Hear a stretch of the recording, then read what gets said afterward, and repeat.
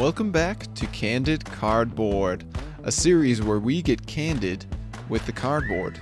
In this episode, we're going to talk about hot new releases of 2020 that are continuing to make it to our table. I will be sharing my first impressions of the following board games: Rajas of the Ganges, The Dice Charmers, Iwari, Rococo Deluxe Edition, plus Dune Imperium, and Beyond the Sun. My name is Nick Murray, and this is the Bitewing Games Podcast.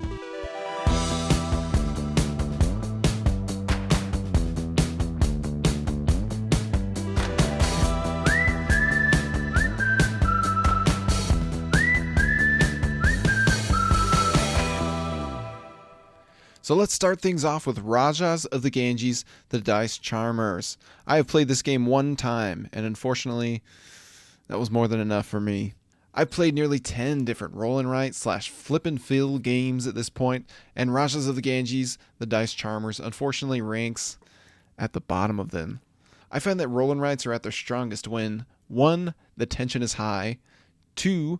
The replayability is pungent, 3. The combos are explosive, 4. The game is fast, and 5. The player turns are interactively impactful and or simultaneous.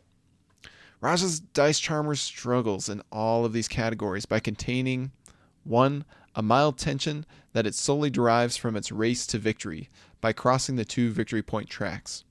2. A weak replayability with roughly 3 to 4 different strategic paths one can travel down, but ultimately no variation to offer outside of these few paths and a misguided insistence on forcing optimal plays to do at least a bit of everything. 3. Decent combos that lose their potency due to numbing repetition. 4. A longer playtime than most roll and writes on the market without justifying its extra use of precious table time. 5. Non-impactful and non-simultaneous player turns. By frequently giving players 2 to 3 different ways to accomplish the same task, Rajas dilutes the importance of dice drafting. I never had a reason to care for what my opponents took or what I denied them. The opportunity for dice manipulation via karma spending is also pitifully pointless. Of all the games I've played within this genre, Raja compares closest to That's Pretty Clever, or Ganshan Clever for those of you who speak the language. Both are games that play best at 2 players by minimizing the downtime and game length of their turn-taking formulas. Both involve drafting dice, pursuing various paths with different types of dice, and setting yourself up for combos. Frankly, That's Pretty Clever annihilates Rajas in every way outside of presentation. That's Pretty Clever has more poignantly interactive dice drafting, more deliciously satisfying combos, more agonizingly critical dice manipulation, more refreshingly dynamic replayability, and more genuinely meaningful decisions. Rajas of the Ganges, The Dice Charmers, isn't a bad game by any means. It's just tragically and comprehensively inferior to many of its competitors, including its incrementally longer but blatantly more worthwhile sibling, the original Rajas of the Ganges. My current rating for this game is a 5.5 out of 10. But at least it has a cool elephant. Next, let's talk about Iwari, which I've also only played one time thus far. Iwari is a gorgeous and fitting callback to classic simple strategy games of the past. With a rapid pace, simple rule set, and juicy decisions, Iwari gives players maximum bang for their buck. Simply play up to 3 cards to place 2 pieces into 1 territory. Then refill your hand back up to 3 cards. The meat of this game is derived from the scoring conditions of tents and totems. The key is to time your tents and totems at the right time, in the right place, to inch yourself ahead of the pack by majority. This fits comfortably into the gateway game category, yet it is a refreshingly satisfying way to start or end a game night. Anyone who appreciates a deceptively simple Knizia-like design should find themselves loving Iwari. It's easier to forgive the baffling totem color fiasco, where orange looks like yellow, making for an unnecessarily messy 5-player experience, when every other aspect of the production is stunning. I do wish I had the extra boards and pieces of the deluxe version, simply for a little extra variety, but I picked this standard copy up for $25 new, and that was an absolute steal for a timeless design. Current rating, 8 out of 10. Let's move on to Rococo Deluxe Edition. And I had the Plus Edition for those interested. I have one play of this game as well. Rococo Deluxe Edition is undoubtedly the definitive version of Rococo, thanks to Ian O'Toole's comprehensive smackdown of every visual aspect of this production. The art and graphic design is some of the best I've ever seen within this theme and time period. The resin tokens, metal thimble, resource racks, and thick cardboard tokens also contribute to an excellent tactile experience. And while the game is comfortably medium weight, one senses that the included expansions are essential to keeping the experience fresh with increased depth and replayability. On the gameplay front, you'll find a nice, crunchy combination of deck building, area majority, and resource management. We tried it at the ideal player count of 3, where you get the most bang for your buck within the area majority competition without pushing the game time off a cliff. I would honestly actively avoid playing this at 5 players for how long it is bound to take. My favorite aspects of the design would include the following. The unique twist on deck building, where you choose any 3 cards from your draw pile. You must go through your entire draw pile before getting back to your discard, but any new cards you acquire go straight into your hand. That's pretty awesome. Also, the hand management is a scrumptious aspect where your cards, known as employees, can only do certain actions based on their type. But your cards also have bonus actions or rewards on them that you gain when they are played. Another cool thing is there are a wide variety of strategies one can pursue in gaining points, money, and resources. Your decisions have a constant meaningful impact on others by decreasing their costs, claiming their desired rewards, and competing for majorities. All in all, Rococo Deluxe Edition is a very solid Euro, wrapped in an excellent package. So is it worth the $110 MSRP? Oof. I really have to love a game to warrant such a cost, and even if the price was more palatable, I struggle to justify a place for it on my shelf. Rococo competes with an extremely crowded genre of excellent Euros. The closest game I can think of that compares to it might be Brass Birmingham, and that's a formidable opponent to be up against.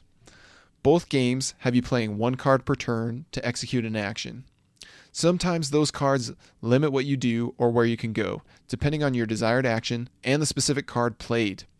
Meanwhile, players compete to claim limited spots on the board as they seek to increase their income and spend resources wisely. Granted, Rococo isn't nearly as tight or punishing, but the similarities are too strong to simply be ignored.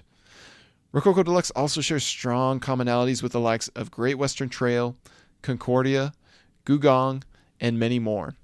It struggles to stand toe-to-toe with some of these classics, yet it eats up as much table time, if not more, at over twice the price. With a shelf full of Euros that are more affordable, addictive, dynamic, and unique, I just can't talk myself into keeping Rococo for long. Current rating, 7.5 out of 10. Let's move on to Dune Imperium, the hot game of 2020. A lot of people's favorite, in fact. I have one play of this game as well, and Dune Imperium is a surprisingly mixed bag for me after hearing several content creators rave about it. On the one hand, it blends together both deck builder and worker placement mechanisms in exciting new ways. On the other hand, it amplifies some of the weaknesses that are common among these mechanisms, in particular the long downtime and barely thematic gameplay. The brilliance of the game is how it often pits the rewards of deck building against the rewards of worker placement.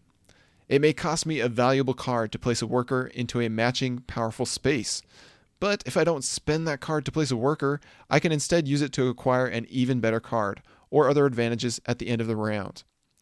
There are loads of unique benefits that cards can have, and they are different depending on whether you spend them or save them. With plenty of strategic paths to explore, it's a game that gives players much to feast on. But therein lies the problem. You see, at the 4-player count, you're often waiting a painfully long time for your turn.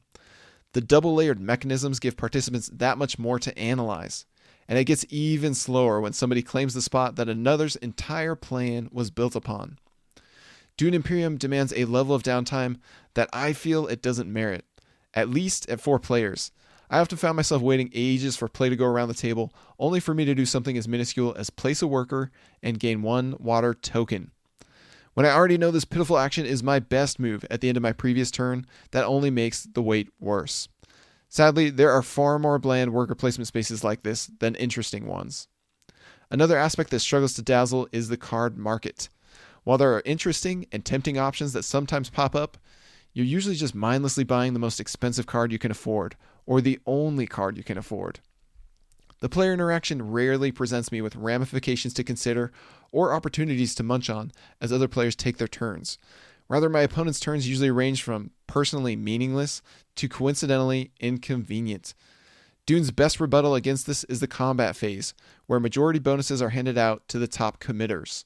This aspect of the game is undoubtedly strongest at 4, but it's too basic to keep one fully engaged during the long wait between turns. The shallow theme isn't doing the stale downtime any favors here either. Don't get me wrong, the Dune lore seems really fascinating, and I look forward to checking out the source material with the upcoming movie. But Dune Imperium could have been any theme in the universe, and it wouldn't have affected my gameplay experience one bit. So at a table with 4 average speed players, this one probably shakes out to around a 6 out of 10 for me thanks to its sluggish downtime.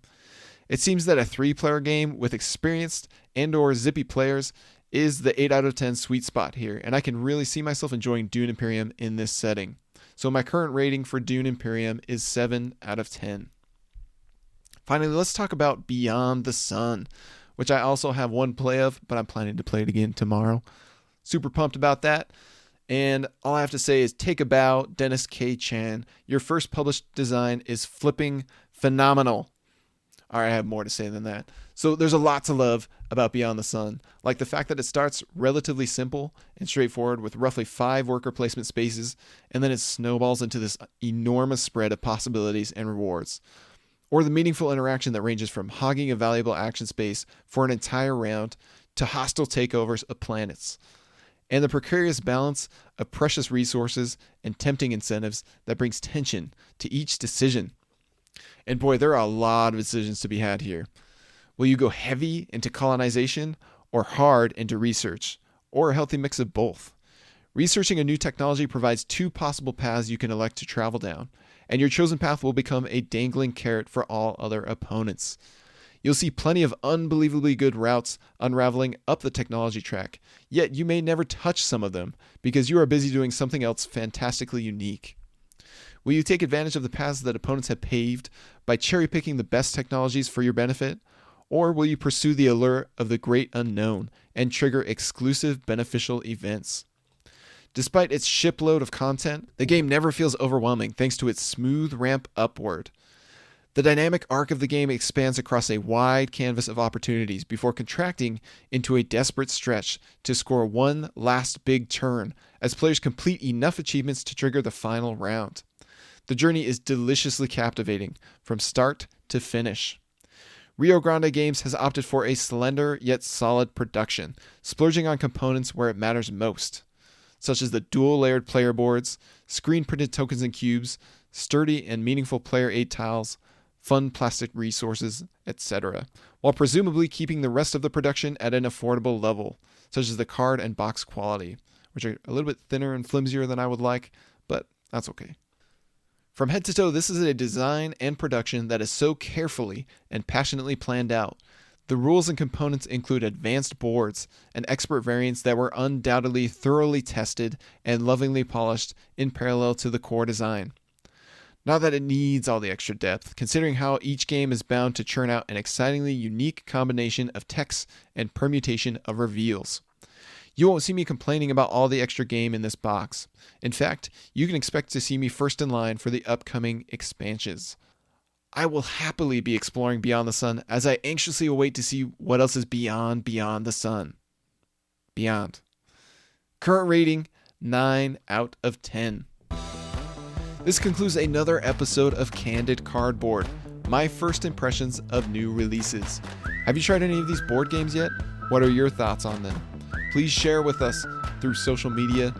And don't forget to join our monthly newsletter, which you can sign up for at bitewinggames.com.